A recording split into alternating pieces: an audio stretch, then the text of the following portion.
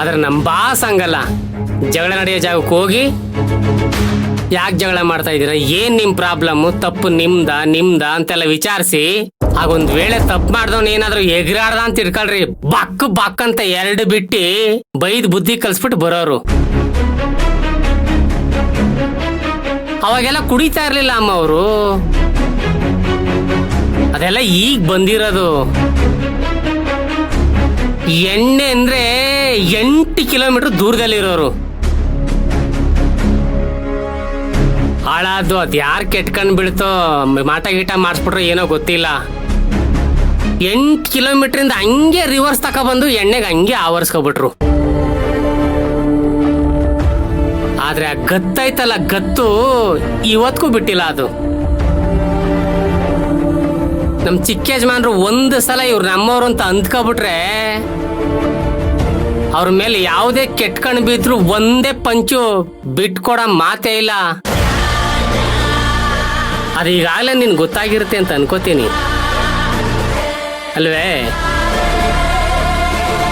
ಹೌದು ಮಯೂರಿ,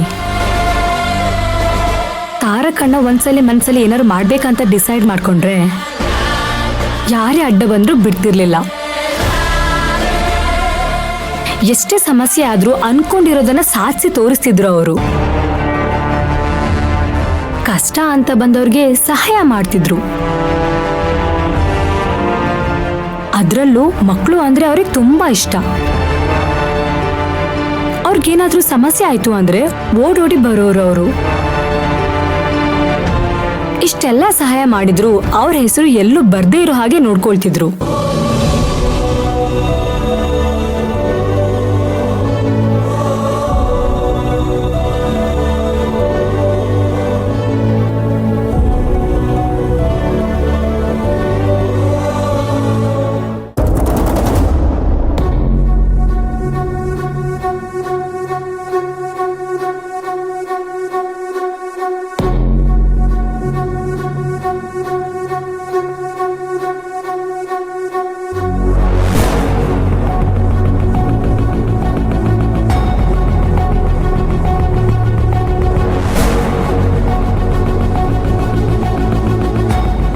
ತಪ್ಪು ಮಾಡಿದ್ರೇನೆ ಈ ರೀತಿ ಮುಖ ತೋರ್ಸೋಕಾಗದೆ ಕೂತ್ಕೊಳ್ಳೋದು ರಾಜೇಶ್ವರಿ.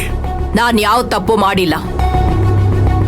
ನಾನೇನೇ ಮಾಡಿದ್ರು ತಾರಕ್ ಒಳ್ಳೇದಕ್ಕೆ ಮಾಡ್ತೀನಿ ಹೊರತು ನನ್ನ ಸ್ವಾರ್ಥಕ್ಕೋಸ್ಕರ ಅಲ್ಲ.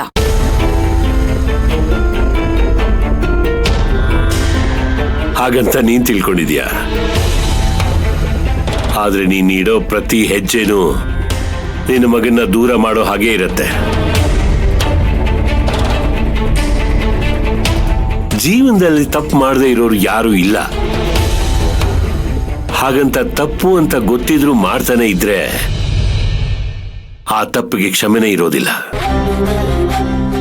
ಅದಕ್ಕೆ ಮಾಡಿರೋ ತಪ್ಪನ್ನ ತಿದ್ಕೊಂಡು ಬದುಕಿದ್ರೆ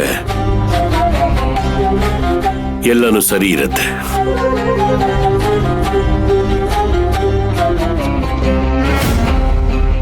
ನೋಡಿ, ಪದೇ ಪದೇ ತಪ್ಪು ಅಂತ ಹೇಳ್ಬೇಡಿ. ನಾನು ಯಾವ ತಪ್ಪು ಮಾಡಿಲ್ಲ, ಎಲ್ಲ ಸರಿಯಾಗೇ ಮಾಡಿದ್ದೀನಿ. ಆದ್ರೆ ನನ್ನ ಸುತ್ತಮುತ್ತ ಇರೋರು ಅದಕ್ಕೆ ಅಡ್ಡಿ ಮಾಡಿ ನಾನ್ ಮಾಡ್ತಾ ಇರೋದೆಲ್ಲ ತಪ್ಪು ಅಂತ ಪೋಟ್ರೆ ಮಾಡ್ತಾ ಇದ್ದಾರೆ. ಇಲ್ಲೇ ನೋಡು ನೀನ್ ತಪ್ಪು ತಿಳ್ಕೊಂಡಿರೋದು. ನಾವು ತಗೊಳ್ಳೋ ನಿರ್ಧಾರನೇ ಸರಿ ಇಲ್ಲ ಅಂತಂದ್ರೆ ಅದನ್ನ ಬೇರೆಯವ್ರ ಮೇಲೆ ಯಾಕೆ ಹಾಕ್ಬೇಕು? ಈಗ ನೀನ್ ತಗೊಂಡಿರೋ ನಿರ್ಧಾರ ಸರಿ ಇಲ್ಲ ಅಂತ ತಾನೆ ಸುತ್ತಮುತ್ತ ಇರೋರು ನಿನ್ ವಿರೋಧ ಮಾಡ್ತಿರೋದು. ಒಂದು ಕಂಪನಿ ಓನರ್ ಆಗಿ ಇಂಥ ಒಂದು ಚಿಕ್ಕ ವಿಷಯನೂ ಅರ್ಥ ಮಾಡ್ಕೊಳ್ಳಿಲ್ಲ ಅಂದ್ರೆ ಹೇಗೆ ರಾಜೇಶ್ವರಿ?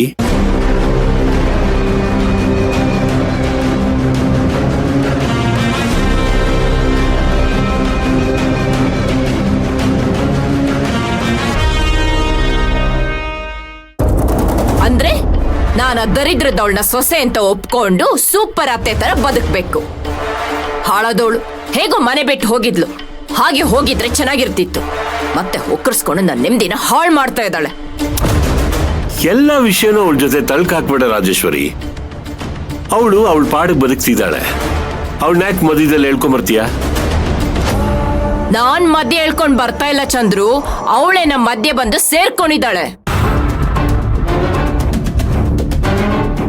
ಇದು ನಿನ್ ತಪ್ಪಲ್ಲ ರಾಜೇಶ್ವರಿ.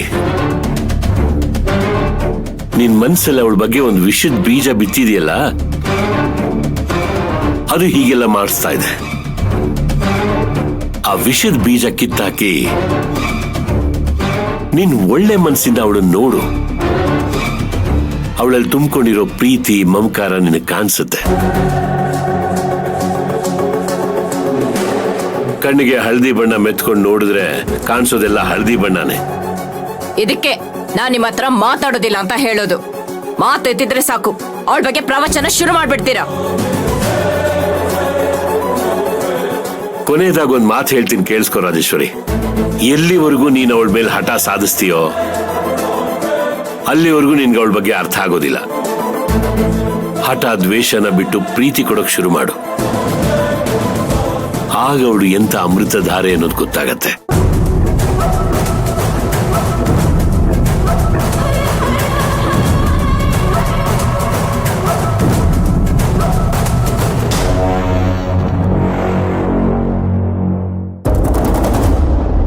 ಇಷ್ಟೆಲ್ಲ ಒಳ್ಳೇದನ್ನ ಮಾಡಿರೋರು ನನ್ ಜೀವನನ ಏನಕ್ಕೆ ಹಾಳು ಮಾಡಿದ್ರು? ಅವ್ರಿಗೆ ಅಂತದ್ದನ್ನ ನಾನು ಏನ್ ಮಾಡಿದ್ದೆ?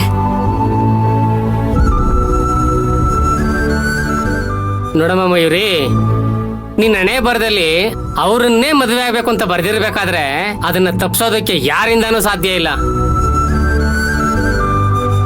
ನಿಮ್ಮಿಬ್ರು ಜೋಡಿನ ದೇವ್ರೇ ಮಾಡಿರೋದ್ ಕಣಮ್ಮ. ನಿಜ ಹೇಳ್ತೀನಿ, ನಮ್ ಚಿಕ್ಕ ಯಜಮಾನ್ರು ಚಿನ್ನದಂತ ಮನಸ್ಸಿರೋರು. ಒಳ್ಳೆ ಬದುಕನ್ನೇ ಕೊಟ್ಟವ್ರೆ ನಿನಗೆ. ಆದ್ರೆ ನೀನೇ ಅದನ್ನ ಮಣ್ಣು ಅನ್ಕೊಂಡು ಆ ಮಣ್ಣನ್ನ ನಿನ್ ತಲೆ ಮೇಲೆ ಹಾಕತಾ ಇದೀಯಾ.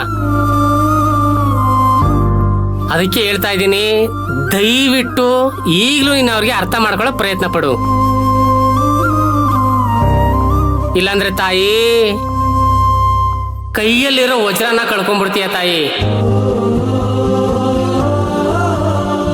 ದಯವಿಟ್ಟು ಅವ್ರನ್ನ ಅರ್ಥ ಮಾಡ್ಕೊಳ್ಳೋ ಪ್ರಯತ್ನ ಮಾಡ್ಬಿಡು. ನಾನು ಇನ್ನೇನು ಜಾಸ್ತಿ ಮಾತಾಡಕ್ ಹೋಗಲ್ಲ, ಅಷ್ಟೇ.